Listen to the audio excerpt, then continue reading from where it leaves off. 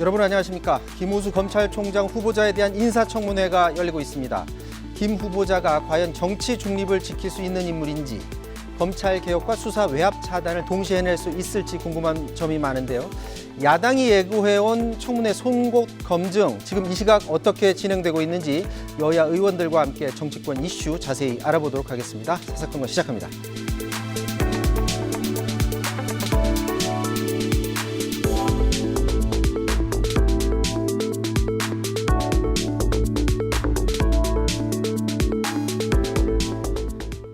네, 여의도 사사건건 오늘은 정청래 민주당 의원, 권성동 국민의힘 의원 나오셨습니다. 안녕하십니까? 네, 안녕하세요. 자, 대통령이 여야 5당 대표를 초청을 했습니다. 방미 성과를 공유하고 이후에 이제 초당적인 협조를 당부하는 자리를 가졌는데, 먼저 문재인 대통령 그리고 김기현 국민의힘 원내대표의 말 차례로 한번 들어보도록 하겠습니다. 이번 정상회담은 내용 면에서도 기대 이상의 성과가 있었습니다.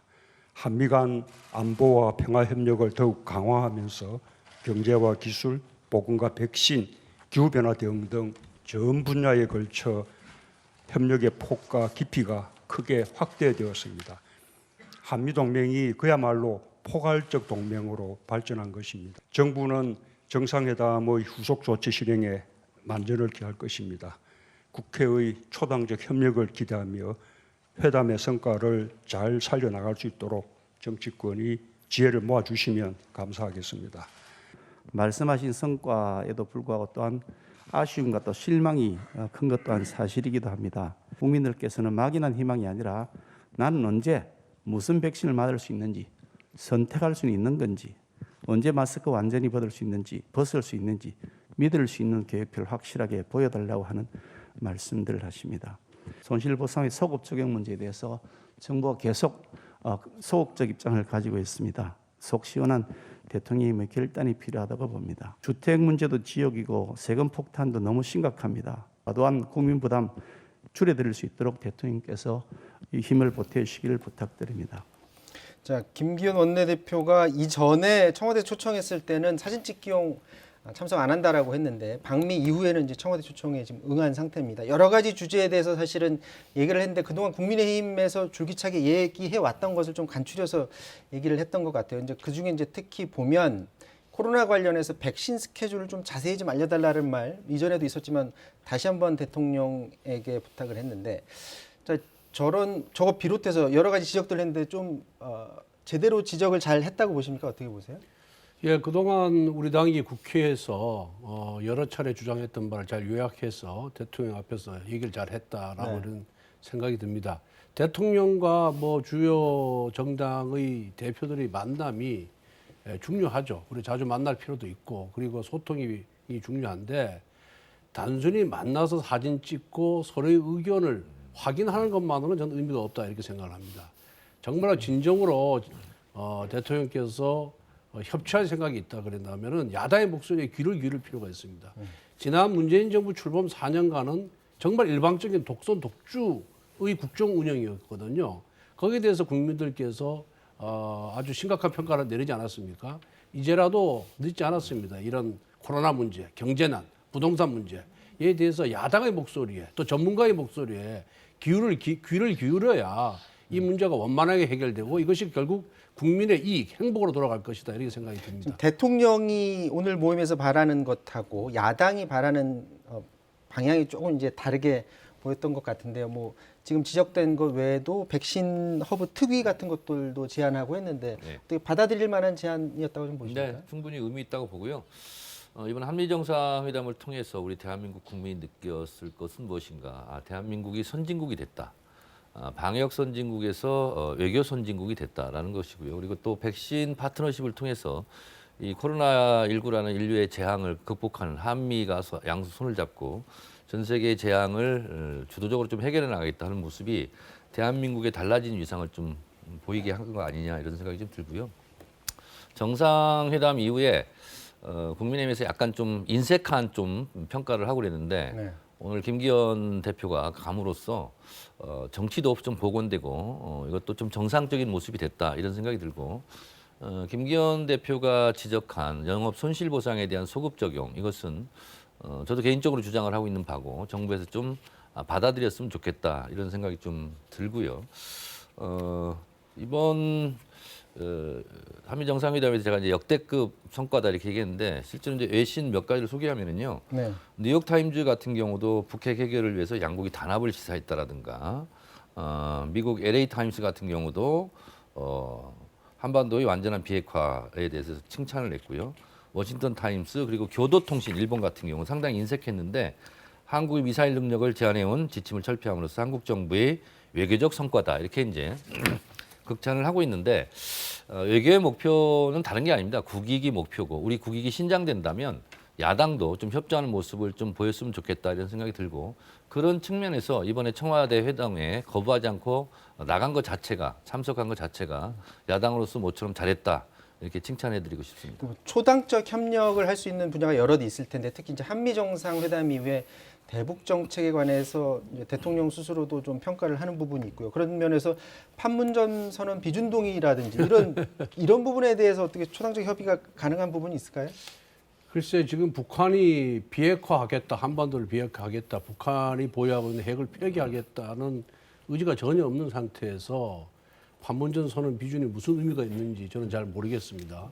그 판문점 선언 내용을 보면은 남북한 간에 철도 도로 연결도 있거든요.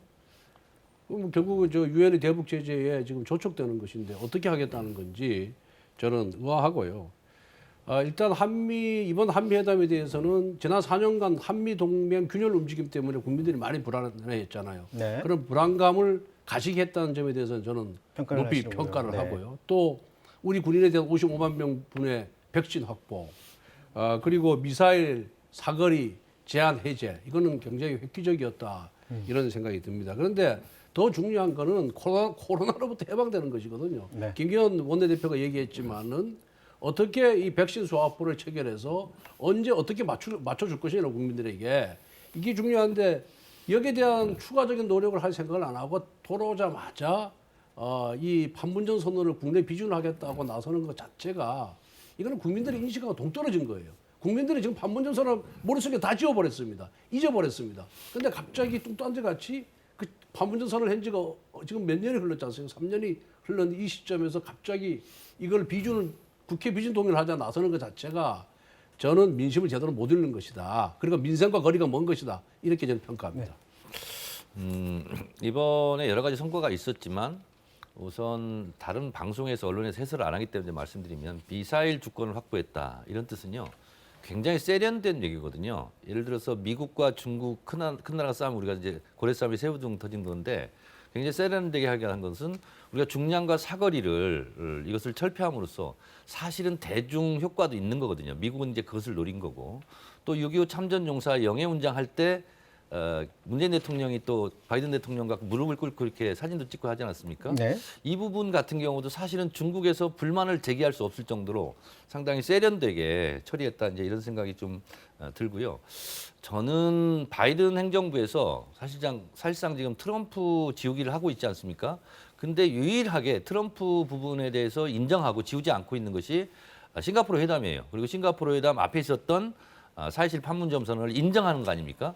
싱가포르 회담의 핵심은 뭐냐면 새로운 북미 관계 수립이에요. 새로운 북미 관계라는 것은 이전까지의 적대적 관계를 청산하고 궁극적으로는 북미 수교를 하자. 이게 이제 북한과 미국이 이제 맞아떨어진 공동의 목표인데 그것을 재확인하고 다시 평화의 시계를 거기에 근거해서 돌리자 하는 것은 대단한 외교적 성과이고 앞으로 환영할 만하다. 그래서 한반도 평화에 있어서 새로운 이정표를 기준점을 만든 거다. 이제 이렇게 생각을 합니다. 그리고 무엇보다도 양국 정상이 노마스크로 이렇게 전 세계 분들에게 선보이고 수 있었다는 것은 코로나 위기를 극복하고 희망의 메시지를 준 것이다 생각하는데 거기에 한국이 실제로 백신을 공동 생산하는 그런 한 파트너로서 전 세계에 저는 그 위험을 과시했다 이런 생각이 좀 들어서 네. 대한민국 국민으로서 자부심을 가져도 되겠다 이런 생각이 듭니다. 자, 두 분의 한미정 네.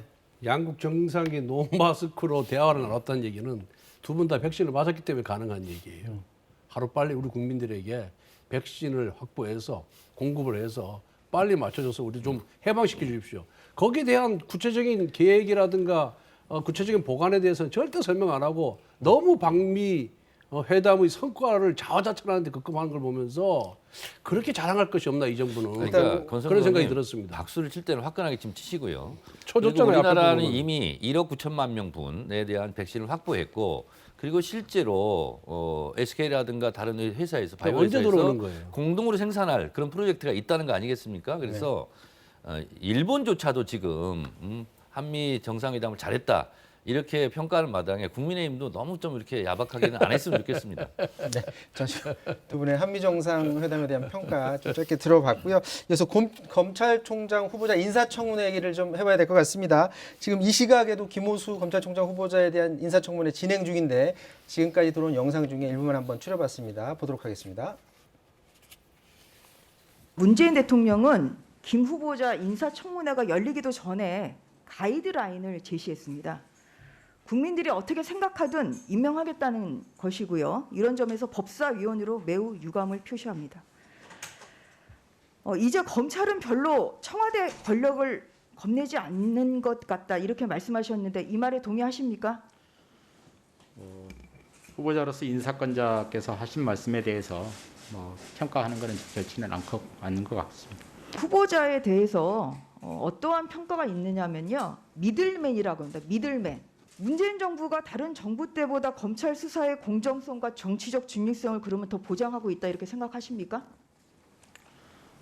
그 부분에 대해서는 그런 측면이 있다 생각합니다. 과연 살아있는 권력도 엄중히 수사하고 있는지, 청와대 울산시장 선거 개입 사건, 또 이성윤 중앙지검장 늑장 결재 등의 성역 없는 수사 제대로 했다 이렇게 평가하십니까? 전임 총장께서 정말 성역 없는 수사를 했다는 사실은 공지의 사실 아닌가 생각하고 있습니다. 보니까 그 변호사 시절에 라임 사건을 2건, 그리고 옵티머스 사건 2건 수임하셨던데 이것 때문에 지금 여기서 소신 밝히기가 어려우십니까? 운영 피해자들에 대해서는 사기 피해자들에 대해서는 일체 변론을 하거나 관여한 사실이 없습니다. 어떤 정부에서 고위직을 했다라는 이유만으로 정치적 중립성을 의심하는 것은 있을 수 없다라고. 박근혜 정부에서도 대검 요직에 이렇게 두루 거친 것으로 보이는데 그렇습니다. 제가 검사로 재직하는 동안 정치적 중립성과 관련된 논란은 저는 한 번도 없었다고 생각하고요. 검사장 승진을 이전 정부에서 했습니다. 자, 지금 계속 진행되고 있는 상황인데 정치 중립 문제부터 시작해서 아들의 그 공기업 입사 과정 석연치 않다라는 그런 의혹, 그리고 전관예우, 검찰 개혁 등등해서 여러 가지 주제에 대해서 지금 질의가 오가고 있는 그런 상황인데, 자, 문재인 정부 마지막 검찰총장이 될 수가 있는 그런 상황인데 먼저 그 두 분의 평가부터 좀 들어보도록 하겠습니다. 먼저 정청래 의원님. 네. 사실 김호수 검찰총장 후보자에 대해서 저희 당이 적극적으로 환영하는 그런 분위기는 아닙니다. 좀 두고 보자. 이제 윤석열 총장 때 너무 뒤어가지고 그래서 그렇게 반기는 것도 아니고 그렇게 또 이제 비판하는 것도 아니고 이제 있는 대로 객관적으로 좀 보자 이런 건데, 오늘 제가 오전에 계속 지금 인사청문회를 보다 왔습니다. 네. 보다 왔는데 야당의 입장에서는 특별한 한방은 없더라고요. 그리고 대체적으로 야당 의원들도 질의를 할 때 검찰총장이 된다는 것을 기정사실화하고 그리고 이런저런 얘기를 하는데, 이제 굳이 나온 얘기를 본다면 라임 옵티머스 부분에 대해서 잠깐 변호사 생활할 때 그런 사건에 대해서 수임해서 변론하지 않았느냐 했더니 본인은 그것은 아니다, 절대 아니다 이렇게 얘기를 했고요. 그러니까 이런 부분이 청문회 좀 개선점이라고 생각하는데, 사실 아들 얘기를 했어요. 그러면 그 회사 이름까지 이제 나왔는데 사실 그냥 의혹 제기예요. 사실은 무슨 근거가 있고 이제 그런 건 아닌데, 그래서 그것을 야당 의원들이 특별히 그걸 가지고 맹공하는 분위기는 아닌데 그냥 툭툭 한번 건드려 보는 건데요. 그래서 오늘 대체적으로 보면 야당의 입장으로서도 인사청문 보고서의 채택이라든가 이런 걸 반대하지는 않을 것 같다, 이런 느낌은 들었습니다. 네. 우선 아들 문제는 저는 별 그렇게 큰 문제가 된다고 생각 안 하고요. 예, 우선 조국 장관, 추미애 장관을 모셨거든요, 차관으로서. 근데 조국 추미애 장관이 역대 최악의 법무부 장관이고 정치적 중립성, 검찰의 정치적 중립성을 침해한 장관을 보좌했다는 점, 이것이 저는 가장 큰 장애다 이렇게 생각하고요. 두 번째는 후보 추천위에서, 검찰청 후보 추천위원회에서 4명을 추천했는데 대통령한테 네. 그 4명 중에 4등을 한 사람이에요. 그만큼 내 외부 인사들로 구성된 추천위원회에서 총장으로서 적임자는 아니다. 근데 4명 추천하니까 4명 들어갔을 뿐이다라는 점에서 또 조금 적격성에 문제가 있는 것이 아닌가 이렇게 생각이 들고, 그 다음에 윤석열 전 총장 재임 당시에 조국 전 장관에 대한 수사가 개시됐지 않습니까? 네. 그때 아무런 그 수사와 관련이 없는 윤석열 총장에 대해서 수사에서 지휘권을 배제하려고 했어요. 그런 아이디어를 내겠다는 자체가 이미 친정권 검사다. 정치적 중립성을 확보하기가 어려운 인사다. 그리고 외부에서는 이성윤 검사장, 심재철 검찰국장, 이정선 서울 남부검사장, 이게 해서 친정권 검사 4인방으로 불리는 사람이 김호수예요. 그렇기 때문에 이 고위공직자라든가 정치인은 본인이 어떻든 간에 외부에서 어떻게 인식하느냐가 중요한 거거든요. 국민들이 그 사람을 볼 때 저 사람은 중립을 지키기가 좀 어려운 사람이다라는 그런 의혹을 강하게 갖고 있으면은 그 사람이 그 자리에 취임해서 아무리 잘해도 계속해서 그 사람의 행위에 대해서 신뢰를 받기가 어려운 거예요. 그렇기 때문에 그런 측면에 봤을 때는 김호수 후보자가 검사로서 나름대로 많은 성과를 냈고 또 인품이라든가 또 사람을 대하는 태도 이런 면에서는 뭐 아주 100점짜리인 그런 사람인데 이런 중요한 정치적 사건에서의 그런 태도에 비추어 봤을 때는 정치적 중립을 지키기가 저는 어렵다고 봅니다. 그렇기 때문에 저는 적격자는 아니다 이렇게 봅니다. 그 방금 말씀하신 부분에 제가 좀 말씀드리면 이제 수사 지휘 배제 윤석열 총장에 대해서 아까 자세하게 그 본인이 얘기하던데요. 조국 장관 취임식 날 대검 차장이 미리 좀 와서 대화를 나눴다는 거죠. 근데 이제 윤석열 총장이 그 사건과 관여가 안 돼 있기 때문에 수사지휘 배제를 할 필요가 없다. 본인이 이렇게 얘기를 했고 그 대검 차장이 나중에 국회 속기록에도 이제 기록이 나와 있다는 거예요. 그런 말을 한 적은 없다. 이렇게 이제 본인이 명확하게 좀 해명을 했습니다. 한 가지 말씀드릴 것은 저는 조국 장관과 추미애 장관이 최악의 법무부 장관이라고 생각하지 않습니다. 근데 모든 걸 논의를 하더라도 노무현 정부 때 예를 들면 청와대 외교안보 수석을 했던 분이 박근혜 정부 때 외교부 장관을 했어요. 네. 그래서 노무현 정부 때 일했던 사람들이 많이 대거 등용이 됐거든요. 박근혜 정부 때.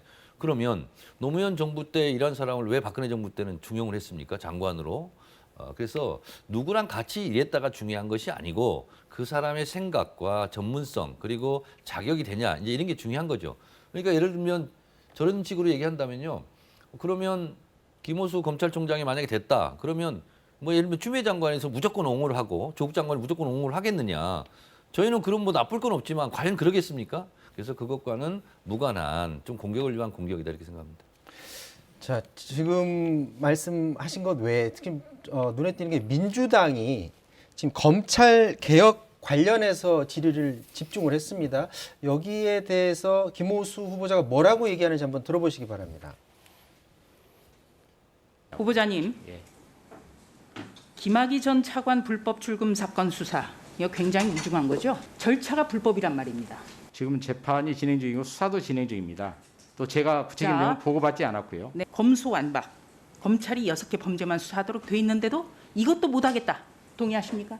기본적으로 법과 그 제도에 맞게 검찰의 권한이 행사되어야 된다고 생각하고 있습니다. 다만 그 검수완박이라는 구체적인 내용에 대해서는 지금 현재 의견 수렴 중인 것 같습니다. 검찰개혁 필요하다고 생각하시나요?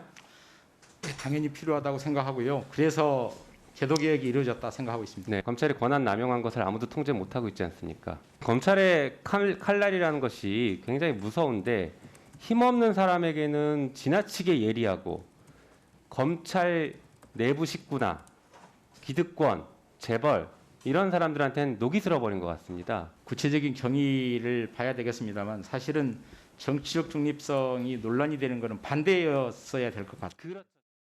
총장은 우리 자동차로 얘기하면 악셀레이터가 아니고 브레이크예요. 단 한 사람 윤석열 검찰총장은 그렇게 안 했습니다. 검찰총장이 이렇게 강력한 엑셀레이터 역할을 한 적이 없습니다. 총장 하실 때 이걸 유념하셔야 돼요. 윤석열 검찰의 전철을 절대 밟으면 안 됩니다. 지금 윤석열 검찰에 대해서 반면교사를 꼭 삼으셔야 되는데 말씀하신 사건들에 대해서 주신 내용 유념하겠고요.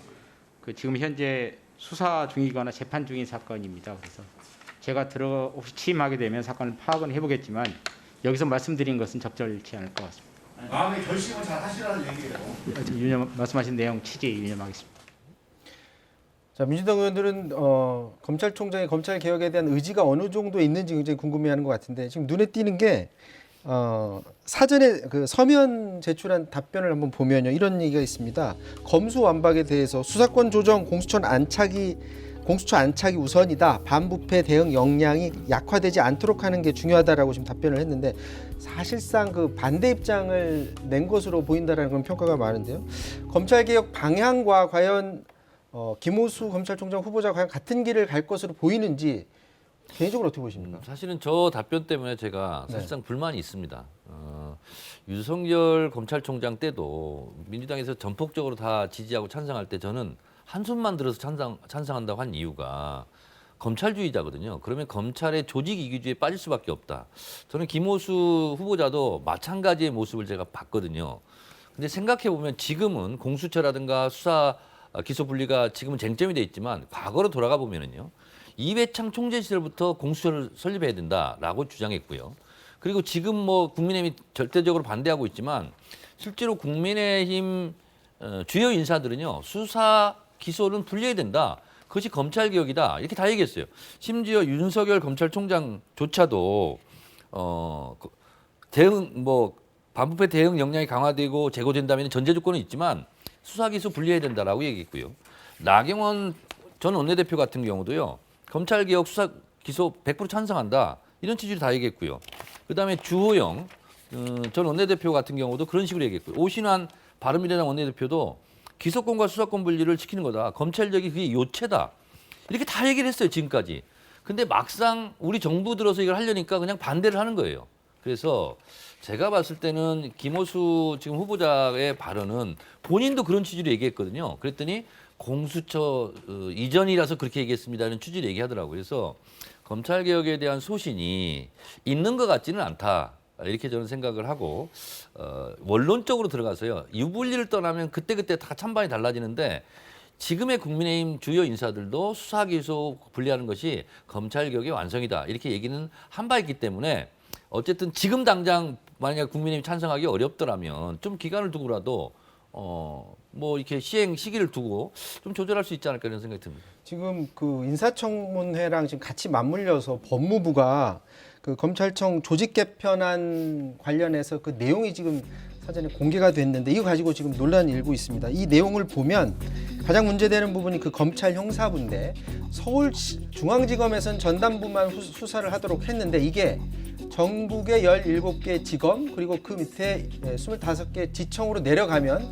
검찰총장 그리고 법무부 장관의 허락을 받지 않으면 수사를 못하도록 지금 이렇게 돼 있거든요.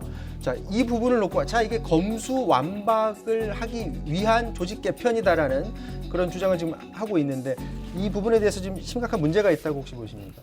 예, 우선 뭐 저 문제를 이제 논하기 전에 검찰 경제 수사권 기소권 분리에 대해서는 우리 당도 찬성을 했고 20대 국회에서 우리 당의 당론으로 법안도 발의를 했어요. 근데 중요한 거는 검찰이 살아있는 권력에 대해서 수사할 때에 대해서는 또 검찰을 뭐라 그러는 거예요. 그리고 또 공수처도 본인들이 주장해가지고 만들어 놓고 공수처가 야당이 아닌 여당 인사에 대해서 수사를 하니까 또 뭐라 그러는 거예요. 이것이 잘못됐다는 거죠. 이러한 정치권의 태도가 정말 잘못된 것이다. 수사기관은 수사기관의 나름의 논리에 따라서 법과 원칙에 따라서 수사하도록 가만 내버려 두면 되는 거예요. 그럼에도 불구하고 마치 그리고 이걸 6대 범죄에 대해서 수사권을 검찰에 남겨준 게 누굽니까? 조국 장관이에요. 조국 전 장관. 조국 민정수석 때 만든 거예요. 근데 이 6대 범죄에 대해서도 검찰 수사를 못하게 하겠다는 거 아닙니까, 지금. 완전히 제한하겠다는 거 아니에요. 그건 결국 뭐냐? 반부패 수사 역량이 완전히 축소되는 거예요. 지금 6대 범죄에 대해서 검찰이 수사권을 남겨놨는데도 불구하고 분위기가 이렇다 보니까 검찰이 인지 수사를 안 하고 있어요. 지금 제대로 한 수사가 하나도 없어요. 지금 요즘 들어서 대형 사건 수사한 게 있습니까? 하나도 없어요. 그만큼 반부패 수사 역량이 이미 다 이게 지금 역량이 굉장히 약화가 된 겁니다. 그리고 검찰총장이 수사의 최고 책임자예요. 최종 책임자예요. 그러면은 이런 6대 범죄에 대해서 수사를 할 때 검찰총장의 승인을 받도록만 하면 되는 거지. 굳이 법무부 장관까지 굳이 법무부 장관을 왜 끼어드냐. 그러면 법무부 장관이 검찰총장 역할을 하겠다는 거 아니겠습니까? 이게 결국 뭐예요? 검찰의 정치적 중립성을 침해하는 겁니다. 이런 발상하는 것 자체가 지검에서 수사하는 거하고 지청에서 수사하는 거 무슨 차이가 있습니까? 다 똑같은 검사예요. 이런 발상 자체가 결국은 검찰을 어떻게 하면 옥죄겠다는 이런 그 법무부 장관의 의도가 숨어 있다 이렇게 봅니다. 6대 범죄 수사는요. 지금까지도 이 법이 통과되기 전까지도 검찰이 다 했습니다. 실제로 대체적으로 민생 범죄 수사는 경찰이 다 했어요. 건수로 본다면 한 95대 5 정도 된다는 거예요. 그래서 사실은 6대 범죄 수사 이 부분에 대해서 검찰이 더 합법화시키고 더 공고화시킨 아주 안 좋은 결과를 또 가져오고 있다. 그리고 검경 수사권 분리가 됐는데 6대 범죄를 뭐 인정하더라도 어쨌든 검찰에 있는 수사관들이 있잖아요. 지금 재배치가 안 되고 있다는 거예요. 그래서 공수처가 설치가 됐어도 그리고 검경 수사권이 조정이 됐어도 검찰 수사관들은 그냥 있다는 거예요. 네. 그래서 이 조직 개편은 그것과 맞물려서 이제 해야 되는 사안이고 공수처 같은 경우는 조희연 교육감을 지금 뭐 수사하겠다고 지금 뭐 압수수색까지 하는데 이거는요 공수처가 수사하면 안 되는 거예요. 경찰이 수사해야 되는 거예요. 그리고 공수처에서 이거는요 기소권도 없어요. 그 뭐하러 만들었어요? 나중에 공수처를? 기소를 하려면 또 검찰한테 부탁을 해야 돼요. 기소해달라고. 그래서 이건 공수처에서는 1호 수사로 조희연 교육감을 한 것은 정말 이건 바보 같은 짓이다. 이런 생각이 좀 들어요. 그거 자업자득이죠. 민주당에서 공수처를 만들었으니까. 자, 지금 시간이 폐지하면 되죠. 시간이 거의 다 된 관계로 국민의힘 얘기 잠깐만 하고 좀 넘어가 보도록 하겠습니다. 지금 국민의힘에서 당대표 그 선거지 한창 진행 중인데 여기에서 그 정세균 전 총리가 지금 한참 그 30대 기수로 불리죠. 이준석 전 최고위원이 바람을 일으키고 있다 보니까 장유유서 발언을 하게 됩니다. 그러니까 장유유서 발언을 하다 보니까 이게 이제 논란이 되다 보니까 뒤늦게 정세균 전 총리가 이제 해명을 합니다. 뭐라고 했냐 하면 변화 자체, 그러니까 국민의힘 자체에서 변화는 굉장히 긍정적인데 다만 국민의힘 자체가 보수 정당이기 때문에 장유유서 고민이 있을 거다라고 얘기를 했는데 본인의 뜻이 왜곡돼서 지금 전달되고 있다라는 말을 하곤 했습니다. 그런데 이 문제에 대해서 이준석 전 최고위원 시험 과목에서 장유유서 빼는 것은 공정한 경쟁이다라고 지금 맞받아치고 있는 그런 상황인데 지금 보통 뭐 이 국회의원들 방송에 나와서도 그렇고 선수들을 많이 따지거든요. 당내에서 장유유서 분위기가 좀 있습니까? 어떻습니까? 글쎄요. 뭐 그런 생각을 가진 의원들도 있을 거고 또 그렇지 않은 의원들도 있어서 일률적으로 말씀드리기는 어렵고요. 제가 이 당대표 선거 초반에 이제 지역 정당 논란이 나왔을 때도 당대표 뽑는데 본인의 능력과 비전이 있으면 지도자를 뽑히는 거지. 네. 그 뭐 어느 지역 출신이 뭐가 중요하냐 이런 얘기를 했는데 나이도 마찬가지거든요. 당원과 국민의 지지가 있고 그리고 본인의 정치적 비전과 능력을 제대로 제시하면은 나이에 불문하고 저는 누구든지 당대표가 될 수 있다 이렇게 생각이 듭니다. 자, 네. 그런데 많은 국민의힘 의원들이 지적하는 부분 중에 하나, 특히 중진 의원분들이 지적하는 게 이거 내년 대선을 관리하기 때문에 너무 신예가 나와서는 안 된다라는 지적인데 거기도 그럼 동의하지 않겠네요? 그렇습니다. 나이가 무슨 대선 관리하는데 무슨 지장을 초래한다 이렇게 생각은 안 하고요. 만약 경험이 부족하면은 또 다른 경험 많은 분들이 도움을 받으면 되는 거거든요. 그래서 나이 불문하고 누가 과연 당을 앞으로 잘 이끌어갈 것이냐, 대선을 공정하게 관리할 것이냐, 그리고 우리 당의 이미지를 국민들에게 새롭게 보일 것이냐 이런 능력이 누가 있으면은 저는 나이는 상관이 없다고 생각합니다. 지금 국민의힘에서는 젊은 사람의 바람이 요즘 불고 있는 데 반해서 지난 재보선에서 민주당이 사실 참패를 했습니다. 그 이후에 이제 청년들의 마음을 사로잡기 위해서 많은 노력을 하고 있는 것으로 알고 있습니다. 민심 경청버스 가동하면서 그 민심을 또 듣고는 있는데 최근에 당 내에서 조사를 한 게 있습니다. 마침 당 이미지 조사를 했는데 19세에서 54세 사이 국민들을 상대로 조사를 했는데 자 더불어민주당 하면 무엇이 생각나느냐라는 이미지를 조사를 해봤더니 1위가 파랑이라는 색깔이 나왔고요. 2위가 내로남불 그리고 6위에서 8위 사이가 무능 거짓말 성추행입니다. 지금 민주당 입장에서도 어떤 분위기 쇄신, 당의 이미지 쇄신이 굉장히 중요할 것 같은데 지금 이 조사 결과를 어떻게 받아들이고 계십니까? 저희 민주당도 이제 부정적인 이미지가 많았고 못지않게 이제 국민의힘도 이제 부정적인 이미지가 똑같이 많이 있습니다. 이번 조사 네, 결과에서 그렇습니다. 그렇게 나오긴 했죠. 저희 것만 지금 말씀하셨는데 네. 그래서 저는 이제 이번에 전당대회에서 뭐 이준석 뭐 돌풍 바람 저는 굉장히 긍정적이라고 생각하고요. 정세균 전 총리가 한 것은 국민의힘에 있을지도 모르는 장유유서 문화를 극복해야 된다 이렇게 얘기하는데 팩트 왜곡을 한 거다. 근데 그런 면에서 제가 한 가지 저희도 이제 혁신 과제를 말씀드리면 지금 이제 이준석이라든가 뭐 김웅 이런 분들이 나가지 않습니까? 근데 저희 민주당은 혁신의 과제가 있어요. 당원 당규 개정상이 하나 있습니다. 3명만 본선에 나가게 돼요. 당대표. 다 네. 컷오프를 하거든요. 근데 그것을 당원들의 여론을 반영하지 않고 중앙위원회, 국회의원, 뭐 원외위원장, 특별위원장 거기서 하다 보니까 청년 국회의원들, 청년들이 진출할 수 있는 것을 원천적으로 봉쇄하고 있거든요. 그래서 제가 수년째 이걸 지금 주장하고 있어요. 3명도 너무 작고 한 5명, 6명이 나갈 수 있도록. 그리고 당원들한테 인기 있는 사람은 모조리 떨어지는 경향이 있어요. 왜? 국회의원들끼리 지역의원들끼리 짬짜비해서 저 사람은 좀 배제하자. 그러면 3명만 컷오프, 3명만 되고 나머지는 컷오프예요. 그러니까 원하지 않는 당원들이 고를 수 없는 사람만 나가는 경향도 있거든요. 그래서 이걸 좀 고치자 하는 것이 제가 중요하게 제기하고 있는 혁신의 과제다. 그래야 예를 들면 전용기 의원이라든가 뭐 젊은 의원들이 있지 않습니까? 저희들 30대, 40대 이런 분들이 나가는데 국회의원들이 너무 어리지 않냐 이렇게 그냥 배제를 하면 본선에 진출할 수 있는 기회가 없거든요. 그래서 중앙위원회에서 그걸 100% 컷오프 권한을 갖고 있는데 중앙위원회 50, 권리당원들도 한 50% 참여할 수 있게 하자 하는 게 주장이고 그렇게 되면 저희들도 젊은 사람들이 많이 이제 당대표에 도전할 수 있겠죠. 그런 주장을 가지고서 당 내부에서 뭐 논의가 있다니 그런 건 지금 전혀 없는 상황인가요? 이미 하고 있습니다. 지난번 전당대회 때부터. 네. 자, 여의도사 사건건 오늘은 여기까지 하도록 하겠습니다. 지금까지 권성동 정청래 의원과 말씀 나눴습니다. 고맙습니다. 예.